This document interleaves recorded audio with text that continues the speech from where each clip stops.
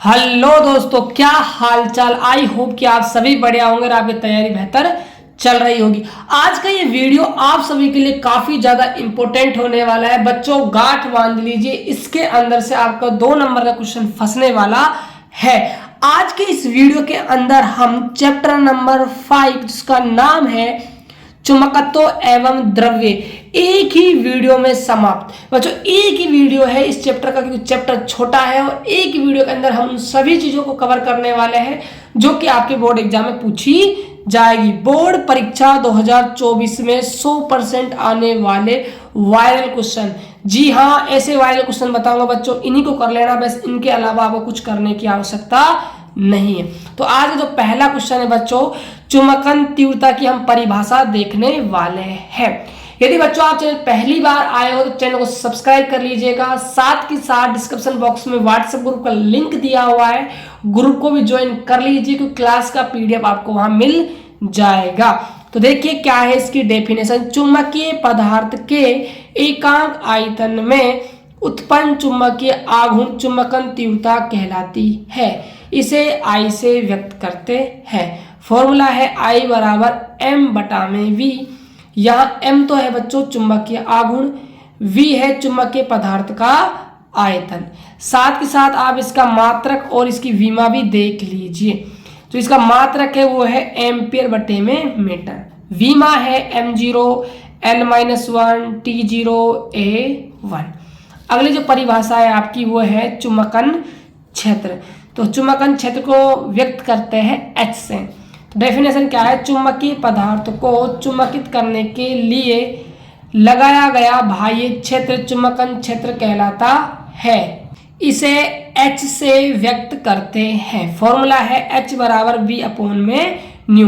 तो न्यू लगाया तो ये तो है माध्यम की चुंबकनशीलता, ठीक है। यदि आप नोट लगाते हो तो निर्वात की चुंबकनशीलता बन जाएगी। मात्रक होता है एम्पियर बटे में मीटर, विमा होती है m0 L-1 T0 A1। अब देखते हैं नेक्स्ट। तो बच्चों जो मैं अब आपको डेफिनेशन करवाने वाला हूं ये सबसे ज्यादा मोस्ट इंपोर्टेंट, यहां से आपका एक ऑब्जेक्टिव क्वेश्चन बनेगा ही बनेगा, छाप के रख लीजिएगा।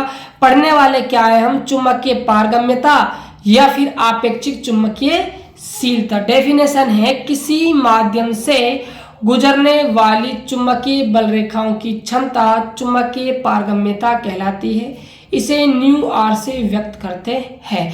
अलग अलग पदार्थों के लिए चुंबकीय पारगम्यता का मान अलग अलग होता है, जिसके अंदर से आपसे क्वेश्चन पूछा जाएगा और कौन कौन से पदार्थ है, कितनी उनकी चुंबकीय पारगम्यता है, सबको मैंने बच्चों लिख रखा है। तो मैं आप सभी को बता दूं, मुक्त आकाश के लिए चुंबकीय पारगम्यता का मान 1 होता है, अतिचालक पदार्थों के लिए 0 होता है, प्रति चुंबकीय पदार्थों के लिए 1 से बहुत ही कम होता है, अणु चुंबकीय पदार्थों के लिए 1 से ज्यादा होता है और लौह चुंबकीय पदार्थों के लिए 1 से बहुत ज्यादा होता है चुंबकीय पारगम्यता का।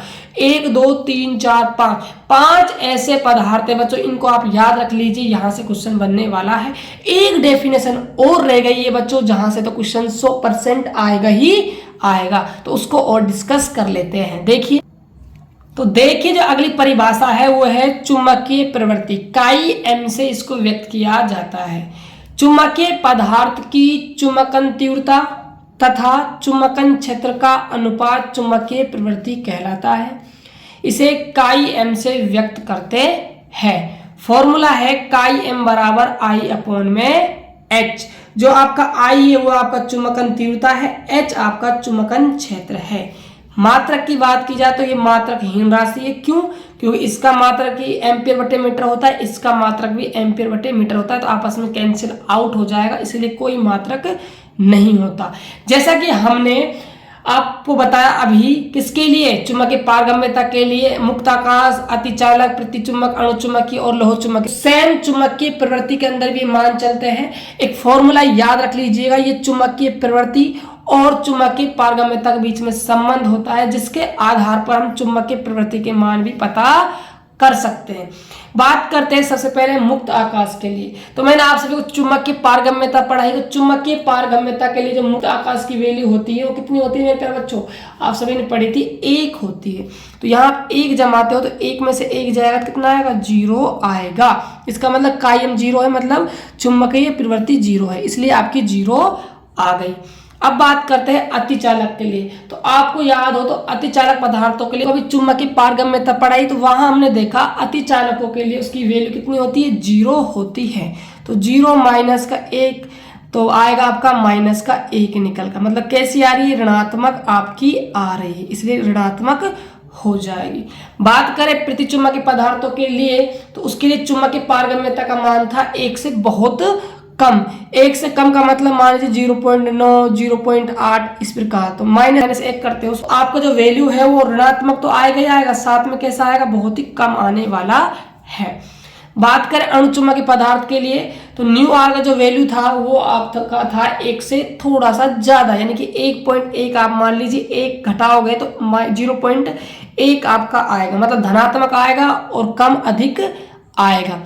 बात करें लौह चुंबकीय पदार्थों के लिए, तो 1 से क्या था? बहुत ही ज्यादा था। मान लीजिए 9 था, 9 मान लीजिए, 8 मान लीजिए, 7 मान लीजिए, 1 में से कम करोगे तो 8 आएगा, मतलब पॉजिटिव आएगा, साथ साथ बहुत ज्यादा आने वाला है।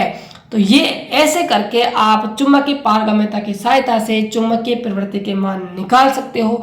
बच्चों मैं फिर कह रहा हूं, यहां से बोर्ड में क्वेश्चन आएगा तो आएगा, तो ढंग से कर लीजिएगा, तरीके से समझ लीजिएगा। इसका जो क्लास का PDF है वो आपको व्हाट्सएप ग्रुप में मिल जाएगा, लिंक डिस्क्रिप्शन बॉक्स में दी हुई है। तो ये वीडियो आपको कैसी लगी जाते जाते कमेंट बॉक्स में जरूर बताना। यदि वीडियो अच्छा लगा हो तो चैनल को सब्सक्राइब कर दीजिए, वीडियो को लाइक कर दीजिए और अपने दोस्तों के पास शेयर कर दीजिए। तो मिलते हैं और एक बेहतर वीडियो के साथ, तब तक के लिए जय हिंद, जय भारत।